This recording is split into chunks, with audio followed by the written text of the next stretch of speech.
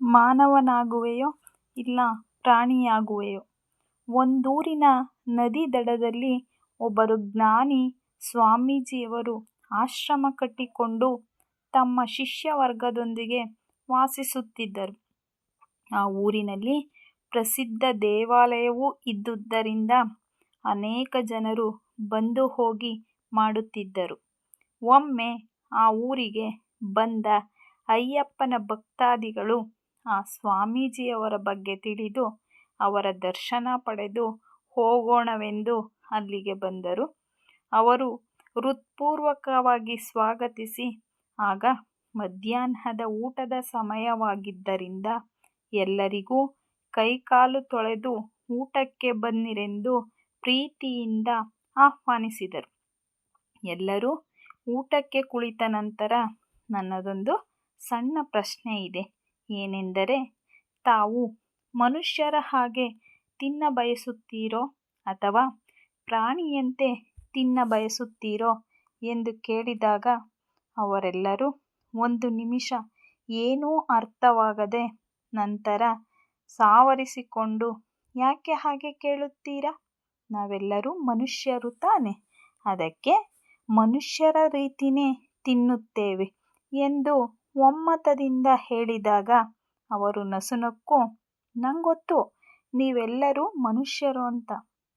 ಆದರೆ ನಾವು ಮನುಷ್ಯರ ಹಾಗೆ ತಿನ್ನದೆ ಪ್ರಾಣಿಗಳ ಹಾಗೆ ತಿಂದರೆ ನಮಗೂ ಕ್ಷೇಮ ಮತ್ತು ಆರೋಗ್ಯಕ್ಕೂ ಒಳ್ಳೆಯದು ಎಂದರು. ಅವರ ಮಾತಿನ ತಲೆಬುಡ ಅರ್ಥವಾಗದೆ, ಸ್ವಾಮಿಗಳೇ, ಸ್ವಲ್ಪ ಅರ್ಥವಾಗುವಂತೆ ಹೇಳಿ ಎಂದು ಒಕ್ಕೊರಲಿನಿಂದ ಕೇಳಿದರು. ಆಗ ಸ್ವಾಮೀಜಿಗಳು, ನೋಡಿ, ಪ್ರಾಣಿ ಪಕ್ಷಿಗಳು ಯಾವತ್ತೂ ಹಸಿವಾಗದೆ ತಿನ್ನುವುದಿಲ್ಲ. ಅವುಗಳ ಆಹಾರ ಅವೇ ಹುಡುಕಿಕೊಂಡು ಎಷ್ಟು ಬೇಕೋ ಅಷ್ಟೇ ತಿನ್ನುತ್ತವೆ. ತಮ್ಮ ಆಹಾರ ಏನೋ ಅದನ್ನಷ್ಟೇ ತಿನ್ನುತ್ತವೆ. ಹುಲಿ ಹಸಿವಾದರೂ ಹುಲ್ಲು ತಿನ್ನುವುದಿಲ್ಲ ಮತ್ತು ಆನೆ ಹಸಿವಾದರೂ ಮಾಂಸ ಭಕ್ಷಣೆ ಮಾಡುವುದಿಲ್ಲ.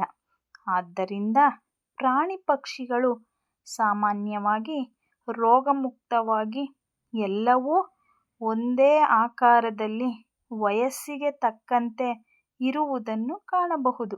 ಆದರೆ ಮನುಷ್ಯರು ಮಾತ್ರ ಹಸಿವಿರಲಿ ಬಿಡಲಿ ಹೊತ್ತು ಹೊತ್ತು ಹೊಟ್ಟೆಗೆ ತುರುಕಿಕೊಳ್ಳುತ್ತಲೇ ಇರುತ್ತಾರೆ. ಮದುವೆ ಇತರ ಸಮಾರಂಭಗಳಿಗೆ ತನ್ನ ಮಿತಿಮೀರಿ ಬಂದದ್ದನ್ನೆಲ್ಲ ಕೇಳಿ ಬಡಿಸಿಕೊಂಡು ಕೊನೆಗೆ ತಿನ್ನಲಾರದೆ ತಿಂದು ಬಾಧೆ ಪಡುವುದು ಸಾಮಾನ್ಯವಾಗಿ ನೋಡಬಹುದು. ತನ್ನ ಬಾಯಿ ಚಪಲದಿಂದಲೇ ಅನೇಕ ರೋಗಗಳಿಗೆ ತುತ್ತಾಗಿ ಕಷ್ಟಪಡುವುದು ನಿಮಗೆ ಗೊತ್ತು ತಾನೆ. ಅದಕ್ಕೆ ಕೇಳಿದ್ದು, ನೀವು ಯಾವ ರೀತಿ ಉಣಲು ಇಷ್ಟಪಡುತ್ತೀರಾ ಎಂದು.